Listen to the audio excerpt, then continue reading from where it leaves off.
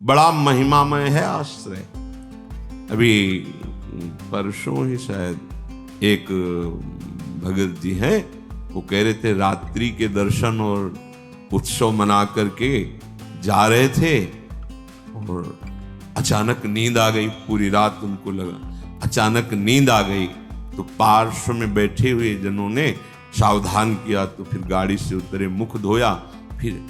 फिर ऐसा हुआ कि 15-20 मिनट, सत्य कहते हैं, वो कह रहे थे हम धाम में खड़े, एक शब्द भी झूठ नहीं बोले, मुझे होश ही नहीं रहा और मेरी गाड़ी कैसे चलती रही। 15-20 मिनट बाद जब चेतना आई तो घबरा गए कि गाड़ी कौन चला रहा था। और जहां बहुत सी गाड़ियां आ जा रही, उनका निश्चित प्रभु मेरी गाड़ी बैठकर चला रहे थे। मैं एक शब्द भी झूठ नहीं बोल रहा, कोई बड़ाई की बात नहीं कर रहा। ये मेरा हृदय, कोई माने ना मान, वो कह रहे थे मेरा हृदय देख रहा था मेरे प्रभु चला रहे हैं। उत्सव करके रात्रि का दर्शन पूरा और फिर गए तो अचानक एकदम ऐसी नींद की स्थिति। अच्छा, दिन की दिनचर्या अपनी गृहस्थों की होती है और रात में पूरा यहां जगे तो सर्वतो भावेन आप प्रभु के प्रति समर्पित है। वो आश्चर्य जीवन मंगलमय हो जाएगा। मान लीजिए एक बार श्री नारदानंद सरस्वती जी महाराज नैमिषारण्य के कहीं संतों की संगोष्ठी में जाना था, बहुत दूर, बहुत विद्वान वेदांतदर्शी ब्रह्मबोध संपन्न महापुरुष थे नारदानंद सरस्वती जी महाराज। रास्ते में गाड़ी खराब हो गई, जहां कई किलोमीटरों तक कोई नगर नहीं, कोई। अब वहां संतों की सभा में पहुंचना था, कैसे? तो दंडी सन्यासी थे, तो उनका देखो ये बात किसी से कहना नहीं, ऐसे रखा दंड नारायण को और कहा स्टार्ट करो। स्टार्ट हो गई। जब लक्ष्य में पहुंची दंड नारायण को हटा लिया।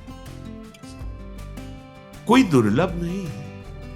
अनंत ब्रह्मांडों को जो अपने संकल्प से चला रहे हैं, वो एक हमारे जीवन के रक्षक हो, ये कोई आश्चर्य की बात नहीं। शरणागत के लिए कोई आश्चर्य नहीं। वो देहातीत स्थिति एक क्षण में प्रदान कर सकते हैं, हमें कल्पों लग सकते हैं। इसीलिए यहां कहा नमो नित्यम वृंदावन तरुलताभ्या करुणया। वृंदावन की लता खगमृग पशु पंछी, वृंदावन के रसिक जन, वृंदावन वासी जन, ये सब करुणामयी लाडली की करुणा स्वरूप है। ये हम पर दया करें। किरंतिभ्या, इनकी कीर्ति का गान करें, इनके दर्शन करें, स्पर्श करें, इनकी बातें सुने और स्मरण करें तो विभांतिभ्या पावे प्रकृति रस सारात्म महसा। प्रकृति रस से परे जो सार तत्व है, परम रस प्रेम, वो तुम्हारे हृदय, और प्रेम ही देहातीत स्थिति प्रदान करता है। चाहे आत्मरति बोलो या प्रिया प्रीतम की रति, माने प्रेम या आत्म प्रेम, तो इतना गाढ़ अवस्था की अवधूत स्थिति शरीर की शुद्ध ही नहीं है। प्रेम प्रियालाल के प्रकट रूप में इतना प्रेम, शरीर शुद्ध ही नहीं है। शरीर शुद्ध छूटना कोई कठिन बात नहीं है। एक उदाहरण में पूज्य भाई जी ने लिखा कि एक कोई वंदना कर रहे थे, तो उनका नियम होता है कि जिस समय उनका समय हुआ वो अपनी वंदना करते हैं अपने ईश्वर की। तो रुमाल बिछाई और वंदना कर रहे थे। कोई नवयुवती किसी अपने प्रीतम से मिलने के लिए जा रही थी, जहां नियत स्थान था। वो उसके ध्यान में भाव में भरी उसको लांग के चली गई। वो रास्ते में ही कर रहे थे। अब वो वंदना करके देखा कि वही स्त्री कुछ क्षण बाद लौट के आ रही। तब कहा, क्यों तुम्हें इतना ज्ञान नहीं कि मैं वंदना कर रहा था और तुम हमारे को लांग के चली गई? कब? बोले अभी थोड़ी देर पहले। आप वंदना कर रहे थे? किसकी? बोले अपने मालिक की, आराध्य देव की। हम तो एक नाशवान शरीर के राग में थी, तो इतने बड़े तुम हमें नहीं दिखाई दिए, लांग के चली गई, और तुम अनंत ब्रह्मांडों के मालिक की वंदना कर, तुम्हें पता चला कि मैं तुम्हें नांग के चली गई। क्या वंदना कर रहे थे तुम? हम तो एक नाशवान शरीर में आसक्त थी, उससे मिलने गई थी, तो तेरी शुद्ध नहीं रही, तेरे को नांग के चली गई, मुझे पता नहीं। लेकिन तू परम आराध्य देव की, परम प्रभु की आराधना कर रहा, तुझे पता चला मैं नांग के चली। कहां तेरी एकाग्रता थी, कहां तेरे को प्रेम है? ये बात देह शुद्ध भूलना कोई बड़ी बात नहीं, बड़ी बात है तन्मय हो जाना। हमारा राग एक जगह एकत्रित हो जाए, गलत जगह एकत्रित होगा, विनाशी जगह में एकत्रित होगा, तो परिणाम में गलत और विनाशी हाथ लगेगा। इसीलिए इस अमूल्य प्रेम को प्रभु के नाम रूप लीला धाम में समर्पित करना चाहिए। ये महिमा धाम की कृपा से प्रकट होती है। देहातीत अवस्था देखा गया है महापुरुषों के जीवन में। श्री भोलानाथ जी महाराज बहुत ही पढ़े लिखे, लौकिक विद्या के भी पारंगत विद्वान, मन में श्री प्रिया प्रीतम राधा कृष्ण के प्रति आकर्षण, जब सर्वस्व छोड़कर वृंदावन आए, देखो निश्चय में बड़ी सामर्थ्य होती है। वृंदावन आकर उन्होंने निश्चय किया कि मेरे जीवन का लक्ष्य अब है श्यामा श्याम की प्राप्ति। बहुत धैर्यपूर्वक निश्चय करना चाहिए। उपासकों से जब एकांतिक वार्ता होती है किसी किसी उपासक से, तो जब वो प्राकृतिक आकर्षण में दुखी दिखाई देता है, तब लगता है कि कृपा के प्रवाह में परमार्थ में तो आ गया है, पर इसका निश्चय नहीं है।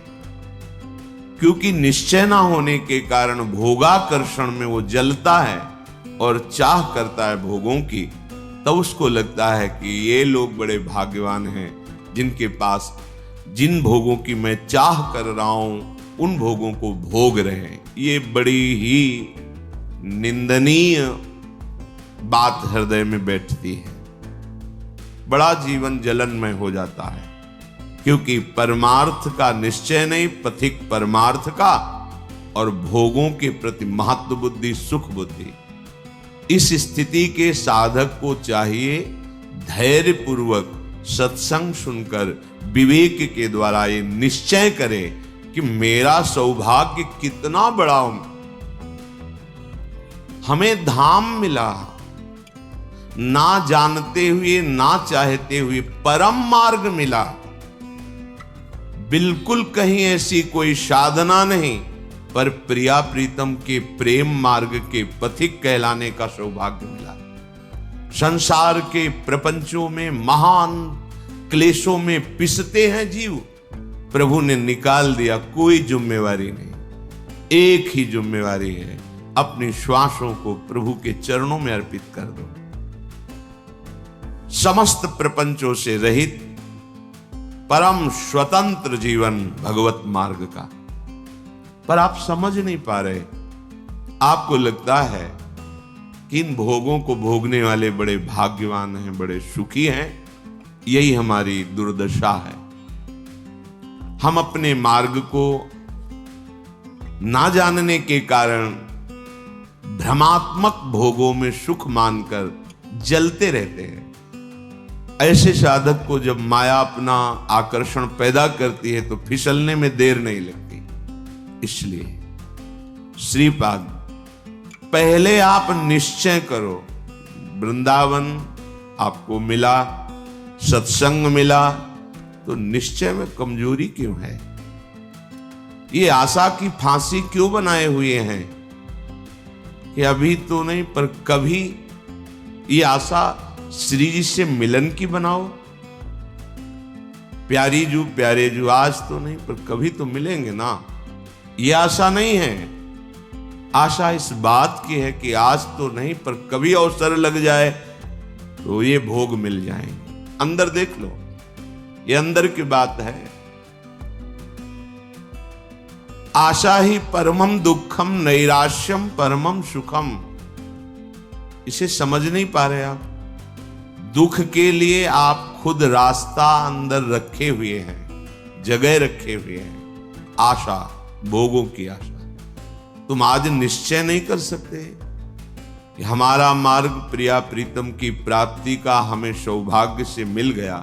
कितने हो भाग्य। जहां श्रीपाद कह रहे हैं पुनंति ब्रह्म रुद्रादीन एषाम चरण रेणवः सर्वभावेन में सेव्य अस्ते वृंदावन वासिना। भगवान रुद्र, शंकर, ब्रह्मा आदीन और भी बड़े बड़े महापुरुष एषाम चरण रेणवः, जिनकी चरण रज के लिए तपस्या करते हैं, प्रार्थना करते हैं, याचना करते हैं, जो रज शिव शनकादिक याचन सर्वभावेन में सेव्यास्ते वृंदावन वासिना। हमें सौभाग्य मिला कि सर्वतो भावेन, ना चाहते हुए भी हम रज में वास कर रहे हैं।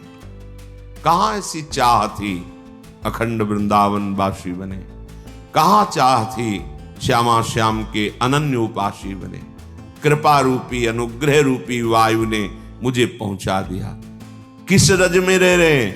कह रहे पुनंति ब्रह्म रुद्रादीन एषाम चरण रेणवः, जो भगवान ब्रह्मा, भगवान महादेव, शनकादि को भी पावन करने की सामर्थ्य। पुनंति, पुनंति ब्रह्म रुद्रादीन, बड़े बड़े मां, वो हमें, हम जैसे अज्ञानी को, अनाधिकारी को, जहां भोगों की चाह है, ऐसी चाह ही नहीं है, वहां मुझे श्रीधाम वृंदावन वास मिला, रज सेवन करने का सौभाग्य मिला। हम प्यारी जू के हैं ऐसी ठसक से कहने का सौभाग्य मिला। फिर हमारे निश्चय में क्यों कमी?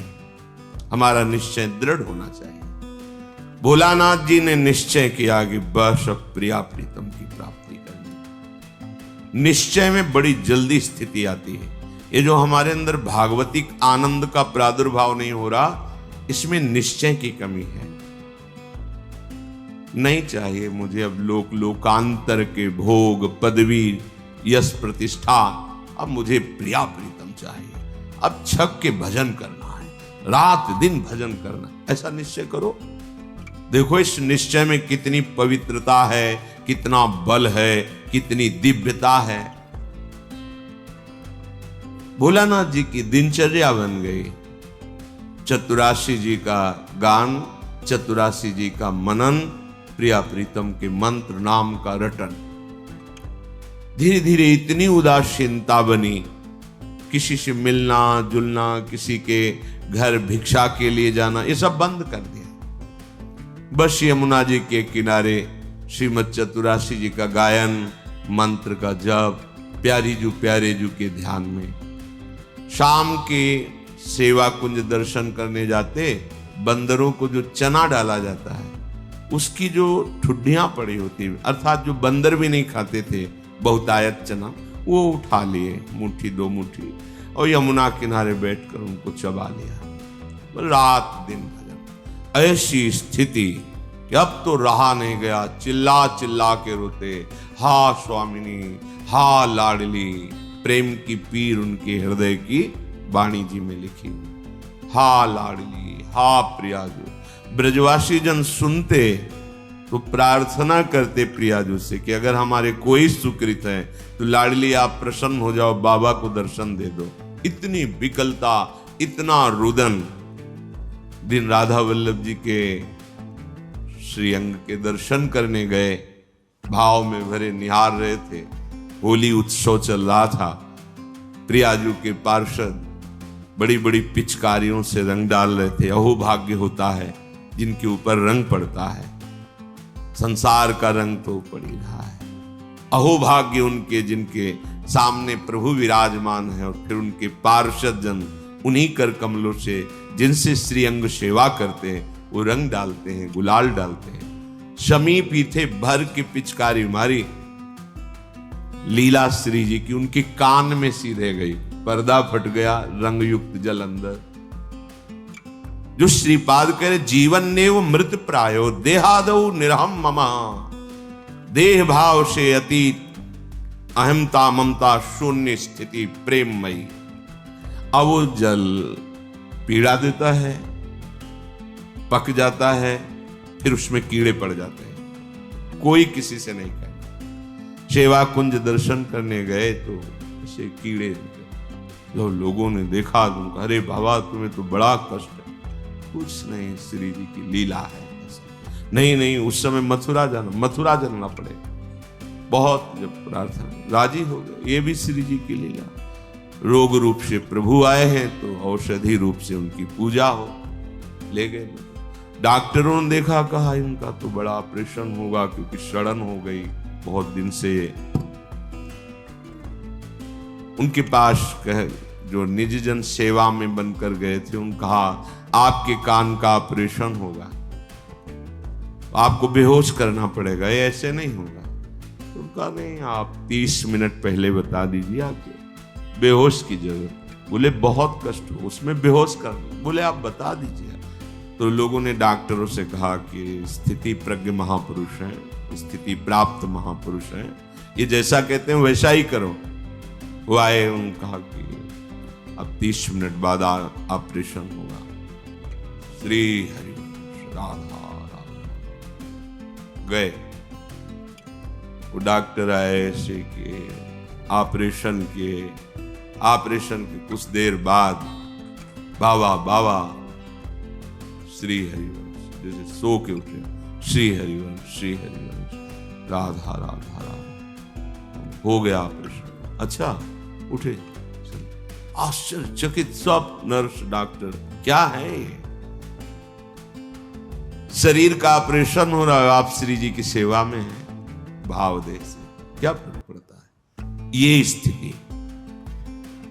नमो नित्यम वृंदावन तरुलताभ्यः करुणया कीरंतिभ्या सर्वान् पिच पुरुषार्थान् सकृदपि विलोकात्। यहां देखना भजन है, विलोकात्, यहां की लताओं का दर्शन। यहां आप आए हैं, आपको पता नहीं कि ऐसे महापुरुष का स्पर्श हो जाएगा, सारे दुष्कृत आपके नष्ट हो जाएंगे। आप भीड़ में चल रहे हैं, कौन किस कोटि का भजनानंदी है ये बाहर से थोड़ी दिखाई देता है। ये प्रेमियों का देश है वृंदावन।